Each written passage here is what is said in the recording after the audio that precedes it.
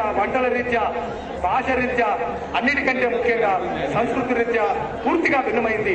అందుకనే తెలంగాణ ఊర నుంచి ఆంధ్రతో దూరంగా ఉన్నది. భౌగోళికంగా పక్కనే ఉన్నప్పటికీ కూడా సముద్రానికి భూమికి రెండు పక్కనే ఉంటే ఉన్నప్పటికీ కూడా ఎంత తేడా ఉందో తెలంగాణకు కోస్తాకు అంత తేడా ఉంది.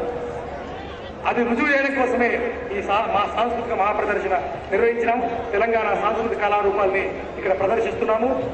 ఈ మధ్యలో తెలంగాణ అమరవీరులకు నివాళి సమర్పించడం కోసం, తెలంగాణ కోసం మనమదిప్పని పోరాటం చేస్తామని ప్రతిజ్ఞ చేయడం కోసం 1,00,000 దీపాలు వెలిగించవలసి ఉంది.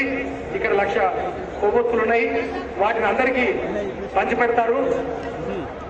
మీరు సమయం వచ్చినప్పుడు ఆ దీపాలు వెలిగించాల్సి ఉంటుంది. ఇప్పుడు మా కార్యకర్తలు అందరి దగ్గరికి వచ్చి ఆ కొవ్వొత్తులు అందిస్తారు. మీరు దగ్గర పెట్టుకోండి. అగ్గిపెట్టెను, అగ్గిపుల్లను ఇస్తే అది కూడా దగ్గర పెట్టుకోండి. ఒక జ్యోతి నుంచి ఇంకో జ్యోతి, జ్యోతి నుంచి జ్యోతి వెలిగించినట్లుగా తెలంగాణ చైతన్యం ఒకరి నుంచి ఒకరికి వ్యాప్తి చెందాలి. దానికోసం ఇప్పుడు మా కార్యకర్తలు మీ దగ్గరికి వస్తారు. సభకు భంగం కాకుండా మీరు ఆ కొవ్వొత్తులు అందుకోండి, దగ్గర పెట్టుకోండి, అగ్గిపుల్ల దగ్గర పెట్టుకోండి. తెలంగాణ చైతన్యం రగిలిద్దాం దాంతో.